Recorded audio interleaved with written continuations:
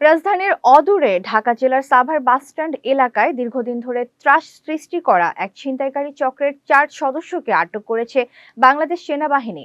অভিযানে উদ্ধার হয়েছে দেশীয় অস্ত্র ও বিপুল পরিমাণে মাদকদ্রব্য।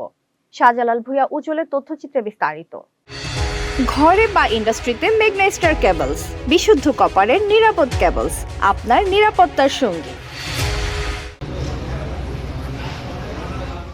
গত 25 ফেব্রুয়ারি দিবাগত রাত আনুমানিক 1:45টার দিকে নিয়মিত টহলকালে সেনা সদস্যরা সাভার বাসস্ট্যান্ড এলাকায় সন্দেহজনক গতিবিধি লক্ষ্য করেন।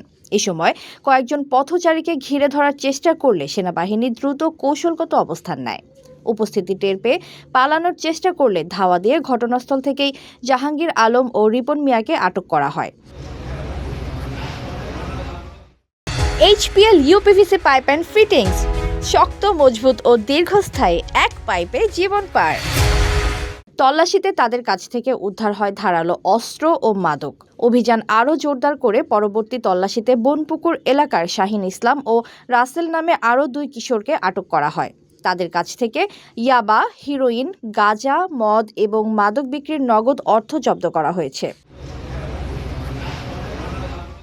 প্রাথমিক জিজ্ঞাসাবাদে আটকরা দীর্ঘদিন ধরে ছিনতাই ও মাদক ব্যবসার সঙ্গে জড়িত থাকার কথা স্বীকার করেছে বলে জানিয়েছে সেনা সূত্র। আটক 4 জন ও উদ্ধারকৃত আলামত আইনগত ব্যবস্থা নিতে সাভার থানায় হস্তান্তর করা হয়েছে।